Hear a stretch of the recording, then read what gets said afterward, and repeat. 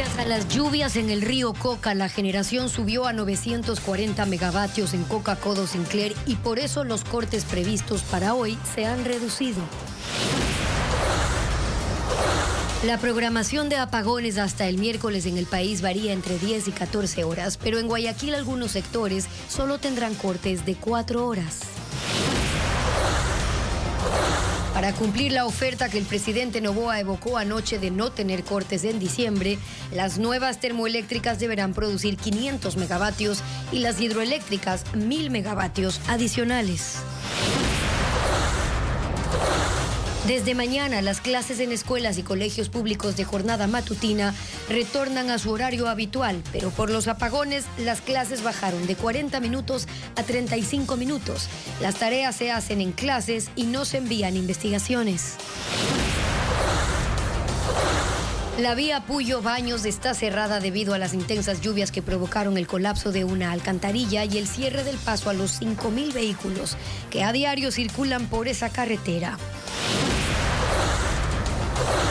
Uruguay camina a una segunda vuelta presidencial entre el izquierdista Yamandu Orsi y Álvaro Delgado, que representa a la coalición oficialista de derecha. Amigos, buenas tardes. Se reducen los cortes de energía hoy, así lo han anunciado las autoridades. ¿Qué tal, Andrea? Estefi, amigos, bienvenidos. Mientras la central Coca-Codo Sinclair incrementó su producción, aquí iniciamos.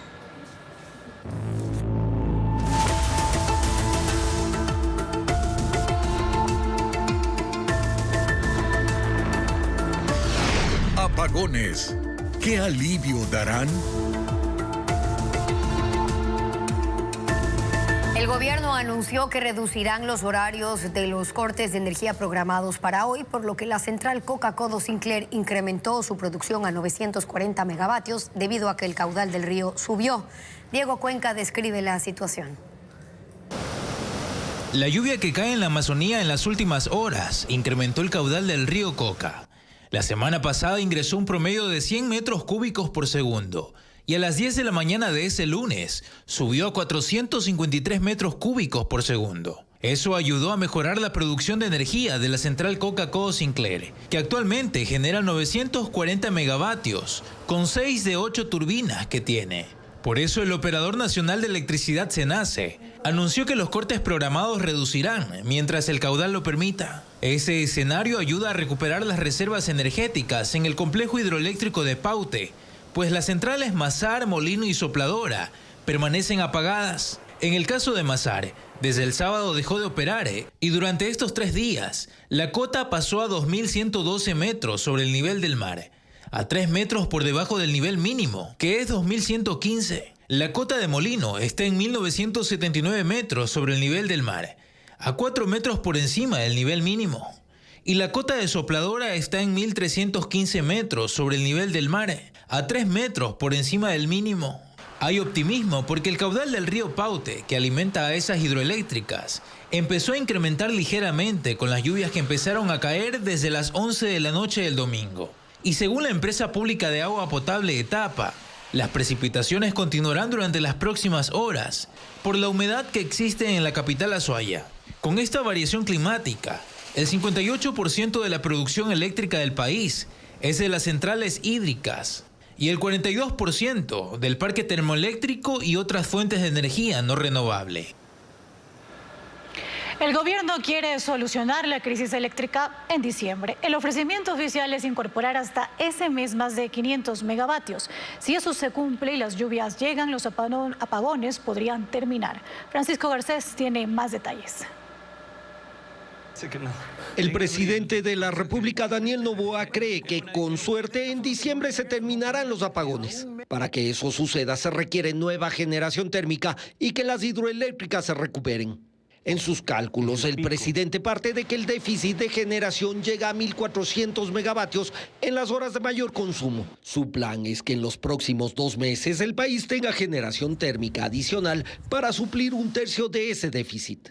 Los primeros 141 megavatios deben estar disponibles en noviembre. Son generadores comprados para instalarse en Esmeraldas, El Salitral y Quevedo. Los contratos ya están firmados, pero los proveedores tienen problemas para trasladar los equipos, lo que obligó a activar un plan emergente. Con lo que estamos trayendo, la nueva generación, en algunos casos hasta volando turbinas, con asistencia pues, de los Estados Unidos, de Perú, inclusive nuestro propio avión, el Hércules que nos donaron, logísticamente llevándolo a Cartagena, Colombia, y de ahí trayendo por camión otras. Así que estamos contra el tiempo, estamos corriendo. Otros 300 megavatios de energía térmica serán instalados en diciembre. Son de equipos alquilados por 18 meses y se instalarán en Pascuales y en Machala. El gobierno da por hecho que estos equipos estarán funcionando en algo más de un mes, pero no ha informado si cuenta con los proveedores y si los contratos están firmados. Otros 68 megavatios serán hidroeléctricos de Toachi-Pilatón. El gobierno quiere poner a funcionar parcialmente esa planta para que una de sus 3 turbinas entregue energía, pese a que será de su etapa de pruebas técnicas. Si todo sale acorde a lo planeado, comparto, no digo, son predicciones, son probabilidades. Deberíamos de estar ya con el problema resuelto en diciembre. Las 6 nuevas fuentes con las que cuenta el gobierno suman 509 megavatios, pero para cubrir el déficit requiere otros 1000 megavatios que solo se pueden conseguir hasta fin de año si llueve y mejoran las condiciones de las hidroeléctricas del Paute y también de Coca-Cola Sinclair, que son las que tienen capacidad para producir esa electricidad. Por ahora, de los 1.500 megavatios que se requieren para que los apagones terminen en diciembre, el gobierno tiene pleno control solo sobre 141 megavatios.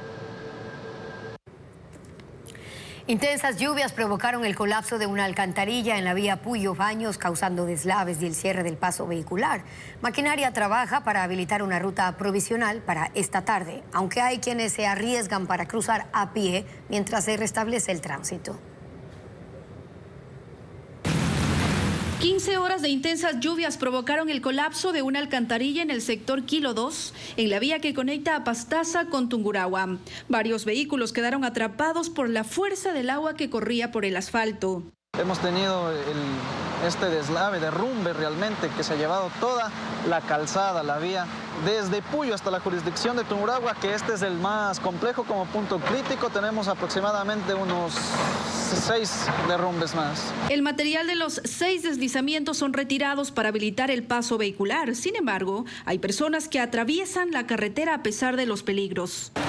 Más de 3 horas. Tragedia. Maquinaria del Ministerio de Obras Públicas, la Prefectura de Pastaza y 2 municipios encauzan la quebrada para habilitar una vía provisional que se estima esté lista esta tarde. Máximo al mediodía, 2, 3 de la tarde podamos tener ya una variante. Con una máquina que está el Consejo Provincial está habilitando la alcantarilla que está colapsada. Por esta carretera transitan unos 5.000 vehículos diariamente y al momento está cerrada.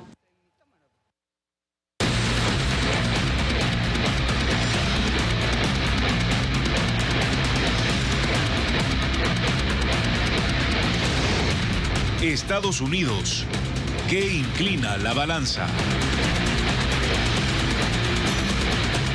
Estados Unidos elegirá presidente el martes 5 de noviembre. La expectativa se centra tanto en la posibilidad de que Donald Trump vuelva a la Casa Blanca como en que Kamala Harris se convierta en la primera mujer presidenta. Pero las elecciones en ese país funcionan de manera distinta y no es la suma directa de los votos en las que urnas la que determina el ganador. Interviene además otra instancia conocida como colegio electoral. Lo explicamos a continuación. La elección presidencial en los Estados Unidos se realiza mediante un complejo sistema de votación indirecta, que comienza en las urnas en noviembre, pero que se concreta en el Congreso en diciembre. El proceso empieza en las urnas cuando el pueblo emite su voto, votos populares que se convierten luego en los llamados votos electorales. Cada estado tiene asignado un número de votos electorales equivalente al número de representantes y senadores en el Congreso. California, por ejemplo, es el estado con más delegados, 54. Texas tiene 40 y Florida 30, mientras que los territorios más pequeños como Alaska solo tienen 3. Y aquí otro detalle. El candidato que gana en un estado se lleva todos los votos electorales de ese territorio. El total de votos electorales en juego es de 538 y quien obtenga 270, es decir, la mitad más uno, se convertirá en presidente. En la misma noche de la elección o madrugada del día siguiente ya se sabrá quién ganó.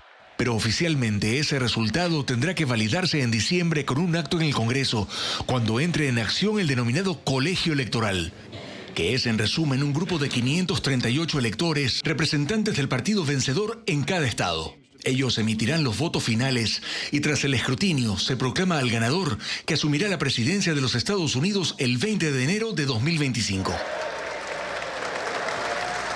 Y mañana en un nuevo reporte especial sobre las votaciones en Estados Unidos veremos la importancia del voto hispano. ¿Cuánto se estima que pesa en la balanza electoral y las expectativas de los votantes ante un nuevo gobierno?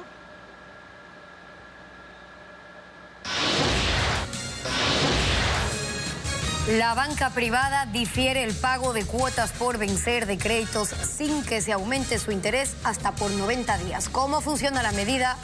En minutos.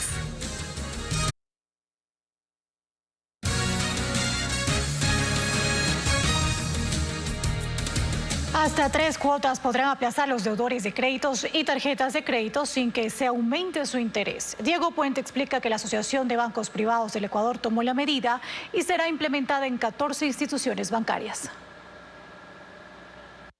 Los bancos privados ofrecen aplazar el pago de deudas. La medida se aplicará a 3 cuotas que estén por vencer de tarjetas de crédito, microcrédito y créditos de consumo y vivienda.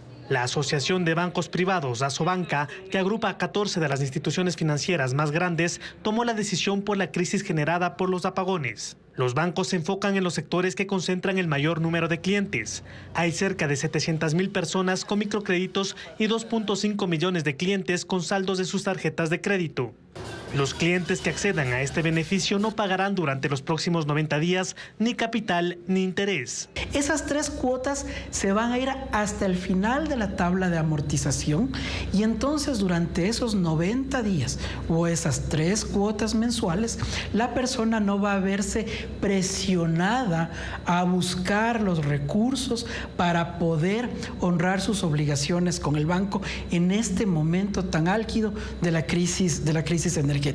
La medida busca que los clientes con dificultades en los pagos no tengan inconvenientes en la calificación del historial crediticio y que no haya sobrecostos por intereses moratorios o recargos por gestión de pagos. ¿Qué pasará con las cuotas ya vencidas? Rodríguez confirmó a Televistazo que los clientes y las empresas también serán sujetos de estos alivios financieros, pero las instituciones bancarias evaluarán caso por caso.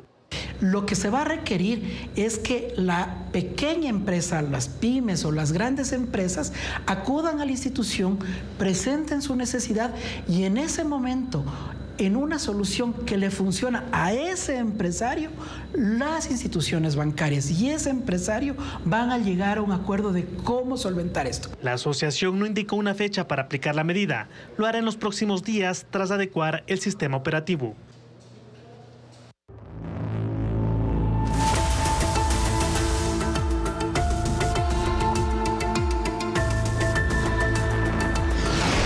Apagones, un calvario de 14 horas. El Ministerio de Educación vuelve a cambiar la hora de inicio de clases de la jornada matutina. Este martes y miércoles los estudiantes regresarán al horario habitual de las 7 de la mañana. Hoy los alumnos entraron a las 8 de la mañana. Carla Delgado recorrió algunos planteles, tiene los detalles. Que los estudiantes inicien clases una hora más tarde solo duró un día. El Ministerio de Educación estableció que la jornada matutina desde este martes vuelva a los horarios habituales, es decir, que ingresen a las 7 de la mañana, argumentando que esta disposición obedece a los cambios en el suministro eléctrico. En el Colegio Camilo Ponce, en el norte de Quito, las clases se iniciaron hoy una hora más tarde, a las 8 de la mañana, tal como lo dispuso el Ministerio de Educación para la jornada matutina. Y aunque la medida se comunicó desde el viernes, no dejó de ser incómoda para muchos padres de familia que tienen que empatar los nuevos horarios de clase con los de su jornada laboral. Sí, porque uno ya tiene que ir al trabajo y ya está acostumbrado al horario que estaba. Y ahorita es diferente. no es lo único que ha cambiado por los apagones. También la dinámica interna en los centros educativos. La orden de atrasar una hora más el ingreso de los estudiantes obligó a fraccionar los periodos para cada materia. Los 40 minutos de clase que normalmente se da en un periodo lo hemos reducido a 35 minutos para que en la jornada nos alcancen todas las horas de clase. El Ministerio de Educación conminó a los docentes de las instituciones educativas para que mientras dure la crisis eléctrica se asignen tareas de corta duración. Cada plantel maneja esta recomendación de forma diferente. Hemos acordado con los niveles el no enviar tareas de investigación ni de búsqueda en internet a la casa porque no sabemos si los estudiantes tienen luz. Las tareas son dosificadas y la mayoría de las tareas lo hacemos en clase, actividades lúdicas con los estudiantes. El ministerio informó que los horarios de clase serán analizados semanalmente. No habrá apagones en diciembre, según el presidente Daniel Noboa. Durante la entrevista que concedió este domingo, el presidente aseguró que con las acciones emprendidas por su gobierno para afrontar la crisis energética, los racionamientos podrán terminar en diciembre. Luisa María Heredia con el resumen de lo dicho por el mandatario. Daniel Noboa volvió a conceder una entrevista 3 meses después. La emitió en sus redes sociales y la retransmitió TC Televisión, canal incautado por el Estado. Habló principalmente de la crisis que han generado los apagones. Empezó por explicar por qué no pudo cumplir con la reducción de los racionamientos que anunció 4 días antes de tener que subirlos a 14 horas al día. Tuvimos afectaciones de clima, un viento que no se proyectaba, y eso nos jugó en contra. Lamentablemente nos jugó en contra, pero no fue como una medida populista ni una medida de engaño, fue algo pensando en las personas. Noboa reconoció que no bastan las buenas intenciones que asegura tener. El presidente candidato a la reelección dijo estar consciente de que está perdiendo la aceptación de la gente. Si fuese un ciudadano normal, yo estaría cabreado con el presidente si es que hay apagones, sea culpa de él o no. Y eso es lo que se ha visto. Al final lo que me importa es que ya de aquí a principios de diciembre las familias ecuatorianas tengan su vida normal. Así el mandatario fijó una nueva meta para el corto plazo. Para el mediano ofreció cubrir la demanda energética prevista hasta el 2026, lo que evitará que haya cortes de luz programados durante los próximos 2 años. Nosotros, entre lo recuperado, más las nuevas adquisiciones, vamos a incluir más de 1.500 megawatts para que no exista este problema en los próximos estiajes. Tendremos resuelto el problema eléctrico con el incremento de demanda hasta finales del 2026. Noboa desglosó las acciones emprendidas por el régimen. La recuperación de 434 megavatios en centrales térmicas con inversiones y mantenimiento. Y la inversión de más de 700 millones de dólares para nueva generación de energía que debe empezar a entrar al sistema eléctrico nacional en noviembre y hasta abril de 2025. Y dejó abierta la posibilidad de que Colombia vuelva a venderle energía a Ecuador, pues en estos días tendrá 2 encuentros con el presidente Gustavo Petro. El primero será este martes en Bogotá, en la COP, y el segundo a mediados de noviembre en Cuenca, durante la Cumbre Iberoamericana de Jefes de Estado. Y ahí en la prensa que hablaba de que hay que ayudar a Ecuador. Hay que ayudar a Ecuador. El primero debería ser él. En la entrevista, que duró 1 hora y fue grabada, Daniel Noboa no anunció nuevas medidas. Las empresas eléctricas del país establecieron los cronogramas para los cortes de luz de esta semana. La programación de apagones hasta el miércoles varía entre 10 y 14 horas. Pero en Guayaquil, algunos sectores solo tendrán cortes de 4 horas. Adriana Bermeo con la explicación. Durante esta semana los apagones serán de hasta 14 horas en el país. Sin embargo, los cronogramas publicados anoche pueden variar. Los racionamientos disminuirán si mejoran las condiciones hidrológicas, según anunció el Ministerio de Energía. En Quito se establecieron 30 horarios. Los cortes de electricidad están distribuidos en 2 franjas que suman 12, 13 y 14 horas. Por ejemplo, en Cumbaya y Tumbaco no habrá luz de 7 a 15 horas y de 18 a 0 horas. En el hipercentro comercial de la ciudad, de 0 horas a 6 horas y de 14 a 21 horas. Y en algunos barrios del sur, de 6 a 11 y de 15 a 23 horas. En Cuenca se organizaron 35 horarios. Están distribuidos en 2 y 3 franjas que se alternan según el día. Las zonas en las que hay apagones de 4 a 9, de 12 a 17 horas y de 20 a 0 horas, al día siguiente el horario es de 8 a 14 horas y de 17 a 23 horas. En la zona industrial, los racionamientos serán de 0 a 6 horas. En Loja hay un solo horario, dividido en 3 franjas que suman 14 horas, de 0 a 5 horas, de 8 a 13 horas y de 17 a 21 horas. En Guayaquil se establecieron 20 horarios. Los tiempos de apagones oscilan entre 4 y 14 horas. En sectores como la 9 de octubre, los horarios son de 3 a 6 horas, de 10 a 15 y de 18 a 23 horas. En otros, como Bastión Popular, de 1 a 4 de la mañana y de 16 a 21 horas. Mientras que hay zonas como la autopista Terminal Terrestre y la avenida Francisco de Orellana que tienen un solo corte de 4 horas, de 12 a 16. En Portoviejo, Manta y Chone, los apagones están programados en 2 y 3 franjas por día, de 0 a 2, de 8 a 12 horas y de 15 a 19 horas, de 6 a 9 horas, de 12 a 16 horas y de 19 a 0 horas, y de 9 a 15 y de 18 a 22 horas. En el oriente, en Sucumbíos, Orellana, Napo y Morona Santiago, los cortes son de 12 y 14 horas distribuidos en 2 y 3 segmentos, de 0 a 4, de 8 a 12 y de 16 a 20 horas, o de 3 a 8 y de 12 a 19 horas. Las empresas eléctricas del país han elaborado 2 cronogramas, uno que aplica desde hoy hasta el miércoles y otro de jueves a domingo, excepto en Cuenca, donde los horarios se alternan por día. Uruguay se encamina a una segunda vuelta para definir quién será el nuevo presidente. Yamandú Orsi y Álvaro Delgado van por el balotaje para suceder al mandatario Luis Lacalle. Pedro Jiménez con el detalle del panorama político. La jornada electoral en Uruguay cerró sin sorpresas y los 2 aspirantes más opcionados según las encuestas van a segunda vuelta.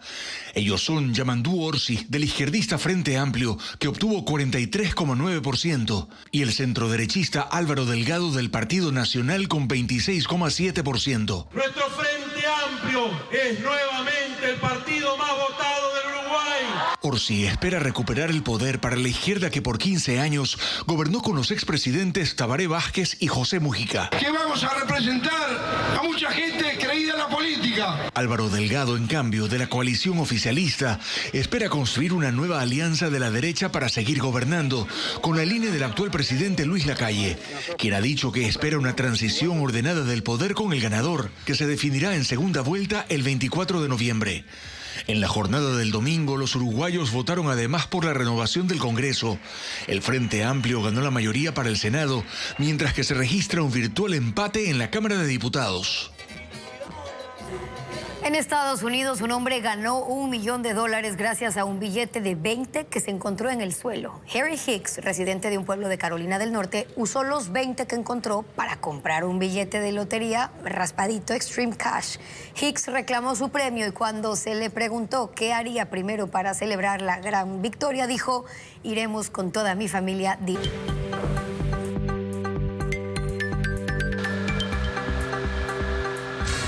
Hacemos una nueva pausa comercial. En el arranque de nuestra serie Ecuador, las estrellas del balón, presentamos las historias de las árbitras ecuatorianas.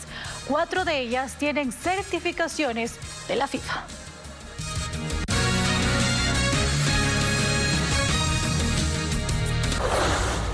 ...230 eventos se preparan en Cuenca para celebrar sus fiestas de independencia. Esta ciudad tiene un plan para cumplir su agenda pese a los apagones y esperan más de 100.000 visitantes, al igual que en 2023. Luis Alfredo Zúñiga con el detalle de la programación. En Cuenca el objetivo es que el número de visitantes no caiga en el feriado de noviembre. En el 2023 fueron más de 100.000 personas, en 70% de Guayaquil. La ocupación hotelera fue del 93% y generó ingresos por $37 millones. Para mantener esas cifras, en medio de la crisis energética, se han tomado medidas. La primera fue solicitar que se suspendan los racionamientos en la ciudad, respuesta que se conocerá más tardar el miércoles de la próxima próxima semana. La corporación municipal, podría decir, somos accionistas de CLGP. En esta situación, pues, se está realizando ya los acercamientos justamente con ellos para que los días de los eventos de fiestas de Cuenca, pues, se mantenga la dotación de energía eléctrica. Incluso si SELEC niega el pedido, las fiestas no se cancelan. La agenda tiene 230 eventos, que incluyen conciertos, festivales, desfiles y ferias gastronómicas, incluso en las noches. Para ello disponen de 20 generadores eléctricos. Una parte se usará en los conciertos de Piso 21, Alto Ranks y Javier Neira, en el Estadio Serrano Aguilar. 2 generadores justamente que son sumamente grandes. Adicional, con bomberos se tendrán paneles justamente de iluminación. Sitios turísticos como el Mirador de Turi y el Centro Histórico también tienen generador según el Cabildo. En la agenda se mantiene el tradicional Huaynacapazo el 1 de noviembre, con 4 escenarios y 12 artistas internacionales, además del Festival Gastronómico Sabores Cuencanos, el 2 y 3 de noviembre. Desde el cuy, desde el hornado, las papas locas, las muestras incluso de bebidas. El Cabildo aseguró que la dotación de agua potable no tendrá problemas pese al aumento de demanda por los turistas y que una gran parte de los hoteles que ofrecen 10.000 camas también se están preparando. Están uniéndose, ¿no?, para la adquisición de los diferentes generadores eléctricos. En cuanto a seguridad, se ha solicitado una mayor cantidad de policías que en el 2023, cuando se activaron 280 agentes. Por la Asamblea para impulsar la iniciativa privada en el sector eléctrico dio la posibilidad de crear un fideicomiso como una garantía para los inversionistas. Patricio Díaz informa que expertos consideran que para que esto funcione deben transparentarse las tarifas. La Asamblea sí abrió la posibilidad de garantizar el pago por la generación privada que se acoja a la ley que aprobó este domingo. Las empresas de distribución podrán constituir un fideicomiso con el aporte de la recaudación del usuario final. Esto, según expertos en el área energética, genera una buena atmósfera para el sector privado que quiere invertir en generación.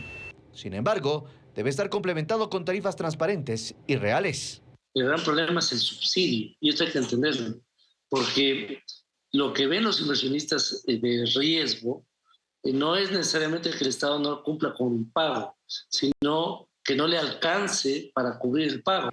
Fernando Salinas dice que si las tarifas no se toman en cuenta, las empresas del sector eléctrico pueden llegar a descapitalizarse, pues el Estado paga el costo real y recibe el pago subsidiado de los usuarios. Es imperiosa una revisión de las tarifas para que se garantice el pago no solamente al privado, sino también esencialmente a la empresa pública, que al fin y al cabo es la que le da, especialmente las distribuidoras, la que le dan la cara y le dan el servicio a la ciudadanía. Ambos expertos aseguran que el mandato 15 de 2008, si bien pone regulaciones a las tarifas, no impide que sean revisadas apuntando al costo real. Eso corresponde a la Agencia de Regulación del Sector Eléctrico, que las define y tiene la facultad de revisarlas. Entendamos que no hay ninguna prohibición estatal para poner costos reales, porque eso están tratando de hacer para bloquear que se tomen tarifas. Existen serias distorsiones respecto al costo de la energía, en particular de la electricidad, donde hay subsidios que hacen que los costos de energía en nuestro país sean realmente bajos. La Asamblea no topó el tema de tarifas. Sus cambios deben ser analizados por el Ejecutivo, que, de así considerarlo, puede devolver la ley con observaciones o disponer su publicación para que entre en vigencia. Las autoridades ecuatorianas ya tienen un balance de cultivos de banano perdidos este año. El sector bananero ecuatoriano definió políticas de bioseguridad que se aplican en las fincas para prevenir y frenar el brote del moco, que en lo que va de este año atacó a 3.000 hectáreas de plantaciones. Diego Cuenca describe las medidas. En mayo y junio de este año, el sector bananero enfrentó el pico más alto de casos de moco, enfermedad que marchita las hojas de las plantas de banano y plátano, poniéndolas amarillas. 5 meses después, la Agencia de Regulación, Control Fito y Zoosanitario Agrocalidad tiene más claro el impacto de esta bacteria a escala nacional. El moco destruyó 3.000 hectáreas en Manabí, Los Ríos, Guayas y El Oro. La provincia de Los Ríos es la más afectada, con 2.644 hectáreas hasta el momento. Una de las maneras de prevenirla es extremar la bioseguridad en las fincas, medidas que buscan fortalecerse con capacitaciones para 11.000 agricultores grandes y pequeños. Así lo expuso el coordinador de Sanidad Vegetal de Agrocalidad en la Convención Internacional del Banano. Venimos implementando escuelas de campo. Le demostramos al productor que él tiene que desinfectar su calzado para evitar la diseminación de la plaga, desinfectar sus herramientas. Según la entidad, el brote de este año ocurrió porque algunos productores descuidaron el control sobre las cuadrillas que recolectan y empacan la fruta, pero principalmente por las inundaciones causadas por el fenómeno del Niño. El agua arrastró la bacteria hacia diferentes plantaciones. Frente a este panorama, el director de la Corporación Colombiana de Investigación Agropecuaria compartió protocolos para contener la enfermedad en ambos países. Cuando en Colombia hemos logrado mantener contención de enfermedades como el fusarium o como el moco, son momentos en donde hemos demostrado mucha disciplina como el país. ¿A qué me refiero con disciplina? Que hemos aplicado los protocolos que existen, los productores reportan y sobre todo se adoptan medidas de bioseguridad, como también vemos que se está implementando aquí en Ecuador. Uno de los grupos bananeros de la provincia de El Oro sistematizó ese control sanitario con sus 240 productores en 40 fincas. Tienen un recipiente con amonio cuaternario para ir desinfectando las herramientas. Tenemos cercadas todas las bananeras para que no ingresen personas por un lugar que no es el correcto, que no es el controlado. O sea, todo el mundo tiene que tener una sola zona de ingreso y una sola zona de salida de la hacienda. Para monitorear el comportamiento de la enfermedad, el gobierno conformó un comité multidisciplinario en el que participan productores, exportadores y universidades. Nosotros tomamos una muestra, mandamos al laboratorio, tenemos el resultado en un plazo máximo de 48 horas y actuamos inmediatamente. Mientras la muestra llega al laboratorio, el área queda cuarentenada. Aquellos agricultores que vean síntomas en sus plantaciones pueden alertar llamando al ECU 911, quienes enviarán a técnicos de agrocalidad para inspeccionar la finca. México realizó este domingo su tradicional desfile de las Catrinas. Personas de todas las edades participaron de esta procesión que da inicio a las festividades por el Día de los Muertos.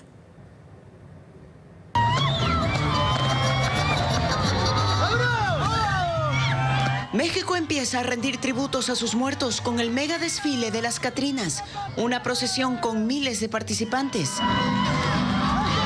Las personas se maquillaron con pintura blanca y negra para imitar el famoso personaje creado por José Guadalupe Posada y popularizado por el pintor mexicano Diego Rivera. Este año los grupos que desfilaron incluyeron varias categorías, como las Catrinas con ritmos latinos, medievales, Catrinas de la Batucada, Catrinas prehispánicas, entre otras. Este desfile se realiza cada año desde 2014 y da inicio de manera oficial a las festividades del Día de Muertos, que en México se celebra cada año, el 2 de noviembre.